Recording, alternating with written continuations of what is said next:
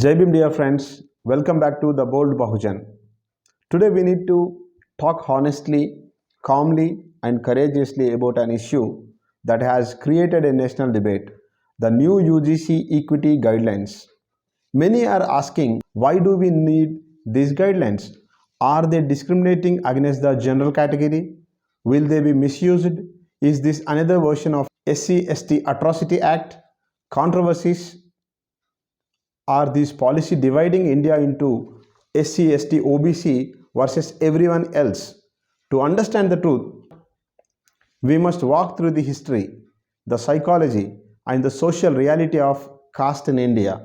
Let's begin. The UGC guidelines came after years of painful experiences in our educational institutions.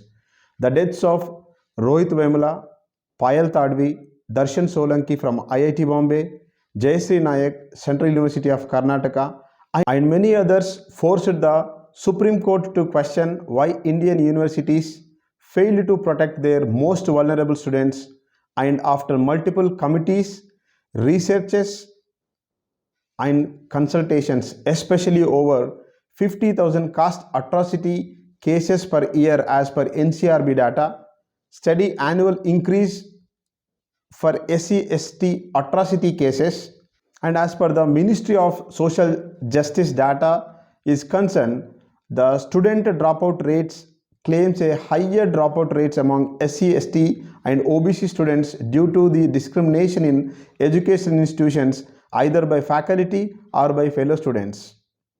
Hence, UGC introduced a set of rules to ensure fairness, dignity, and protection inside campuses. These guidelines are to create equal opportunity centers, equity committees, and 24-hour helpline so that students who face caste-based harassment finally have a place to turn to.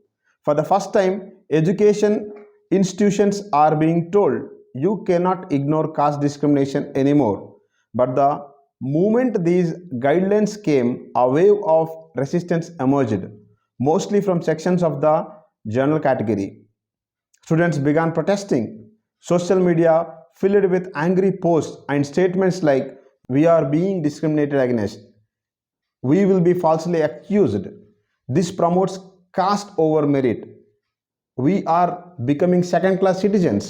These type of messages started circulating rapidly. Why does this happen? Why do protective laws create fear in the oppressor community? Why does the every pro SC/ST OBC rule create anxiety among the dominant oppressor groups? To answer this, we must look at our history.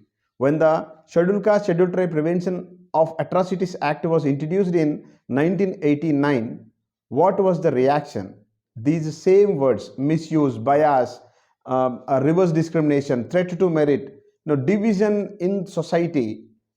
And yet, when researchers studied the data, they found that most SC/ST atrocity acts in India are not even due to fear. Conviction rates in SC/ST atrocity are very low.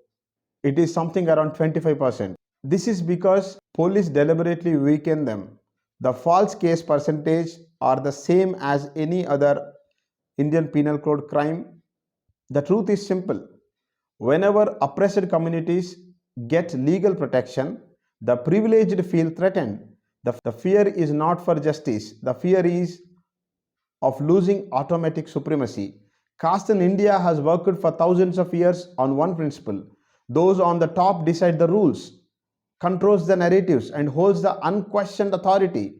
The moment a rule says scheduled caste, scheduled tribe, and OBC students have a right to equality, some people immediately interpret that as we are now oppressed.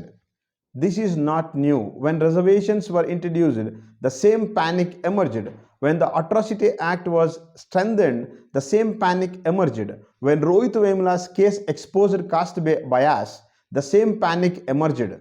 Now, with UGC guidelines, the cycle is repeating.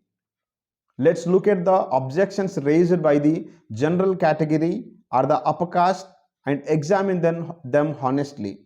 The first objection is these guidelines discriminate against us.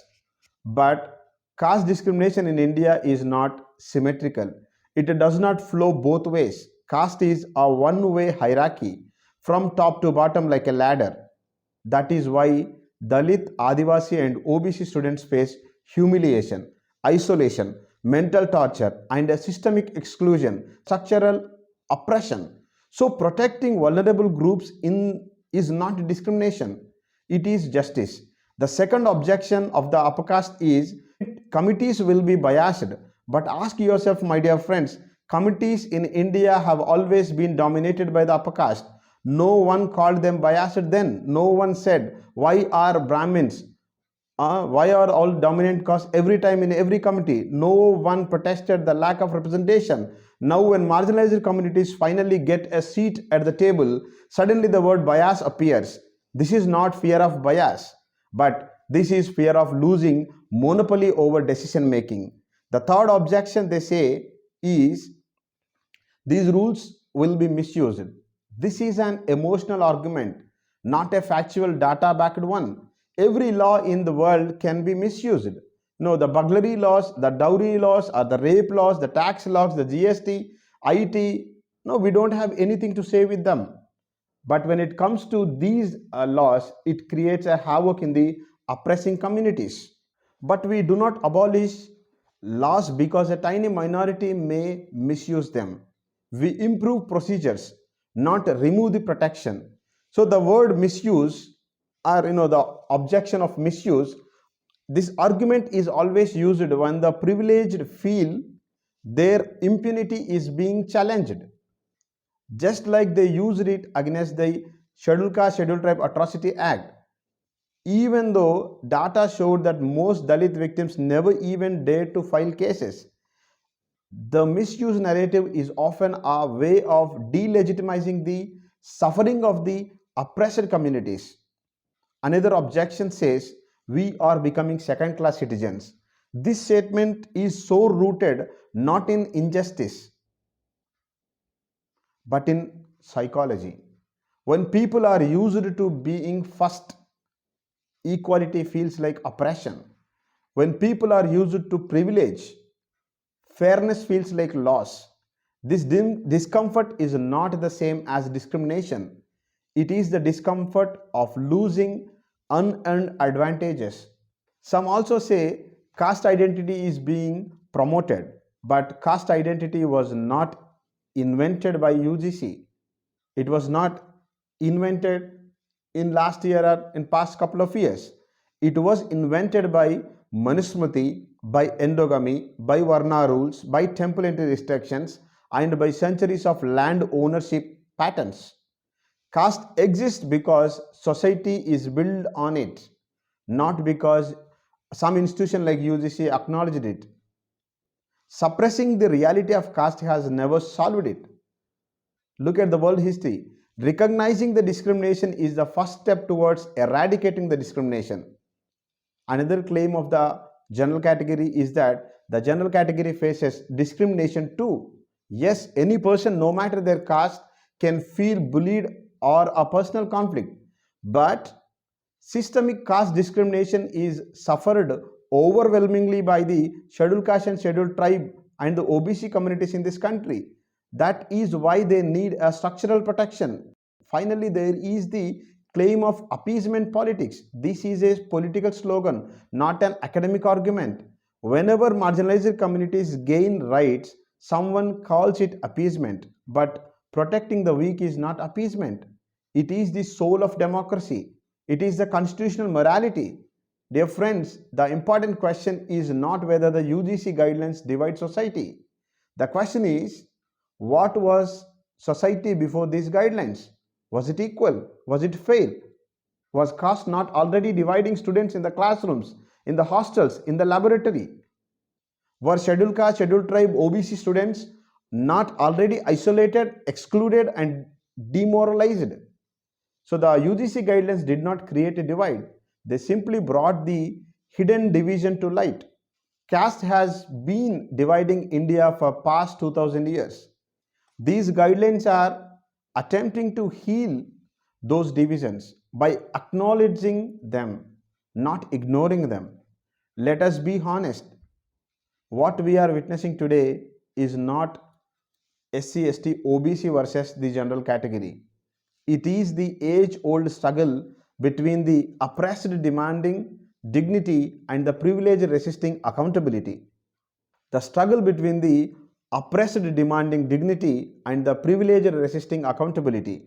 When oppressed communities finally get tools of justice, the powerful unite. When scheduled caste, scheduled tribe, OBC students get helplines, committees, and representation, some groups feel their traditional authority slipping away. When Dalit, Adivasi, and Bahujan voices are raising, the old order feels threatened. This is not division, this is transformation. This is a social change, and a social change is always uncomfortable for those who benefited from the old system. If you assume a line of equality dividing the caste beneficiaries and the victims of the caste structure, the beneficiaries must be dragged down to equality and the victims must be pushed up to the same line by a positive affirmative actions and policies. Dr. Bhimrao Ramji Ambedkar warned us of this movement when he said, Hindu society has caste fraternity, not social fraternity. Equality is always unbearable to those who have enjoyed inequality. So, what should we take away from this? The UGC guidelines are a positive, necessary, and overdue step. They protect those who have suffered the most. They ensure that Indian campuses cannot run like feudal spaces anymore. They challenge silent discrimination that was normalized for decades. They empower scheduled caste, scheduled tribe, and OBC students to study with dignity. They make universities accountable and they push India closer to become a socially democratic nation, not just politically democratic. So instead of asking whether these guidelines divide society, we should ask whether we want a society where caste discrimination is ignored or a society where justice and equality are protected. Empowering scheduled caste, scheduled tribe, and the backward classes communities does not weaken the nation, it strengthens it. It fulfills the promise of the Constitution. It honors the struggles of our ancestors and it moves us one step closer to Ambedkar's dream of society based on liberty, equality, and fraternity. Thank you for listening. Jai Bhim, Jai Bharat. I am Dr. Srujan. Keep watching the Bold Bahujan. Please drop your comments. Hit a like if you are feeling engaged. Thank you.